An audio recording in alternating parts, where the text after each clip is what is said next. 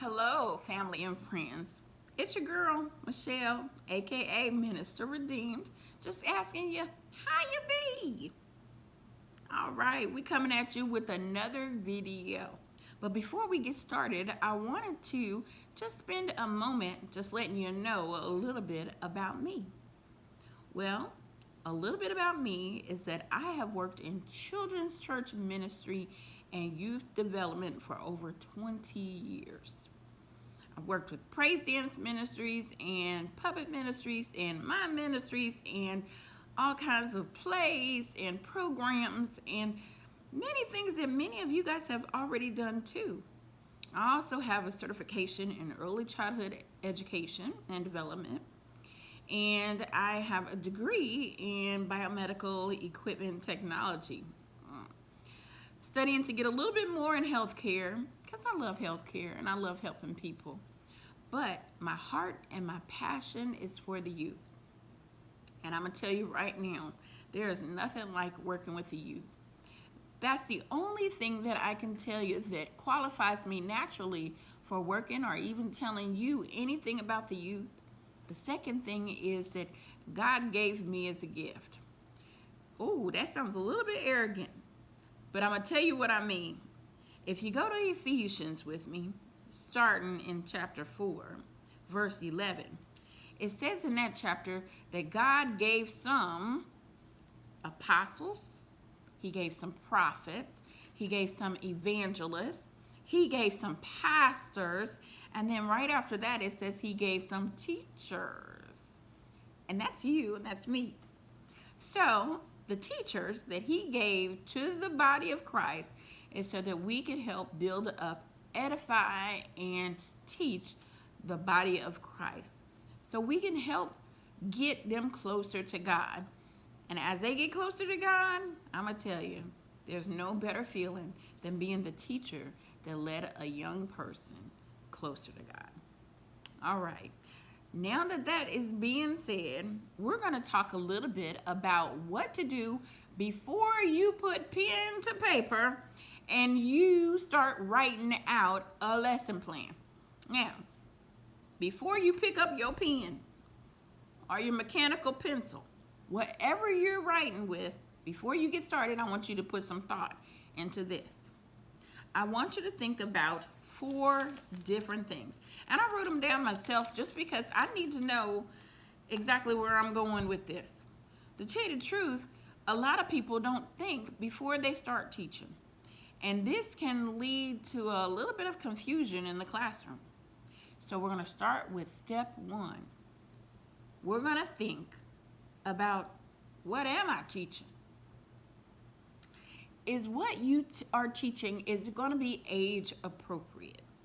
That's where I guess I need to go with this, and that's kind of the truth. We need to know that the youth that we're teaching, that we're not going to teach something that's beyond their age group. When I say that, I mean every lesson that comes from the Bible can be broken down in a way that a child or a young person or a young adult can understand, but each person learns differently. So you want to make sure that your lesson that you are teaching, that you're putting it and you're phrasing it in a certain way and you're teaching it with lessons in a certain way that that age group can understand.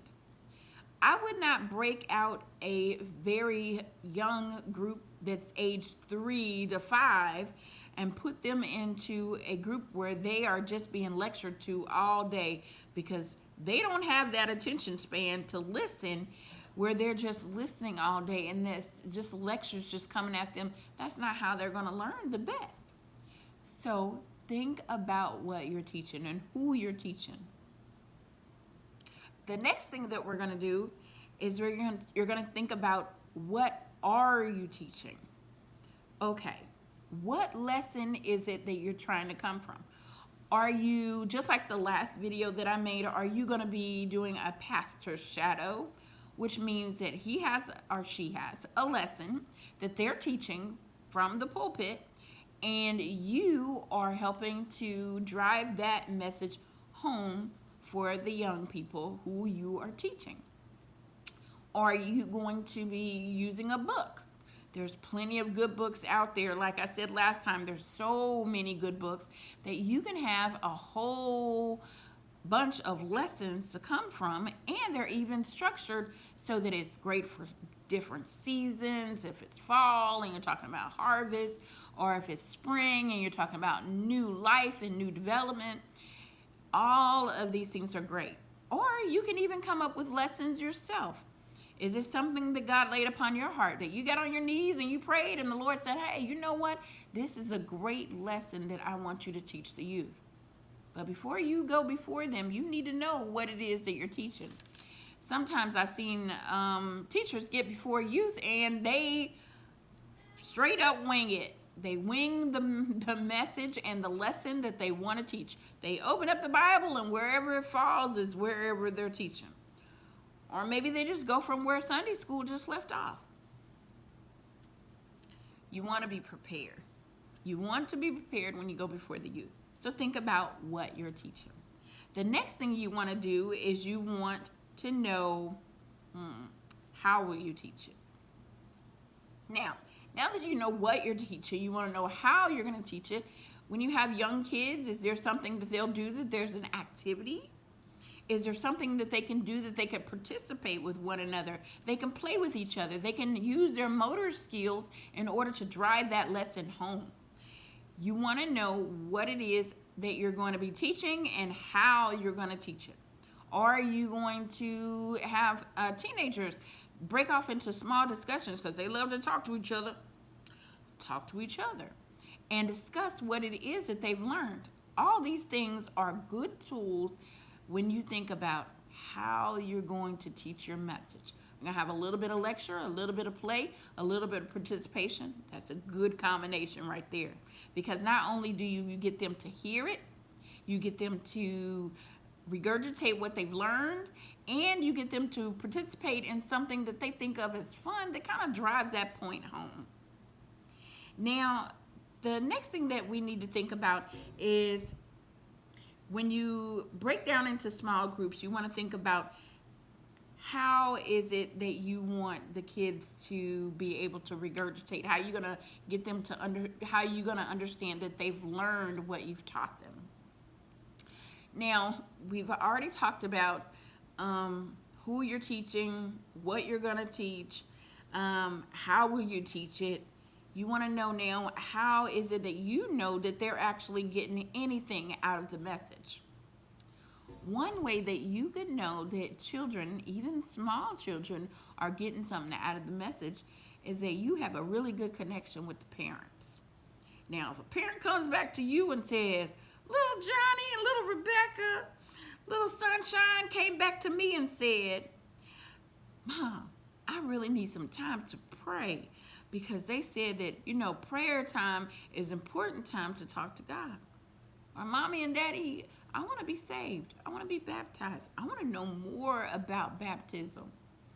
When they ask their parents questions and their parents come back to you and they're like all glowy and whatnot, or they just want to say, oh, wow, that my kid is asking me more questions about God, about the Bible, about Christ, about life, how to be a good person to others, then that is showing that the lesson is being driven home. If they're able to even exemplify some of the things that they've learned, they're being good to one another. They're helping one another. Maybe a child is even praying for one another. I've seen little bitty ones, you know, want to pray for another one that was sick in a classroom of all 5-year-olds. So it can happen. And I'm going to tell you right now, it's a wonderful, beautiful thing to see a young person or a child start to take those lessons home. So that's what we went over today, you guys. We went over before you put your pen to paper, you need to think about those things. Who are you teaching? What are you going to teach? How are you going to teach it? And are they really getting this message? All right, you guys. I hope you have a wonderfully blessed day. Join me next time, okay, so that we can really talk about how to first start putting a lesson plan together. Now that you don't pre-plan, now it's time to put that pen to paper and start writing out your lesson plans. All right, y'all. God bless. And if anybody has any comments or prayer requests, please put them down below. I'll be glad to read them. Me and my stuttering self listen to all that you have and all the advice, because you guys, we're all in this together. Have a great day.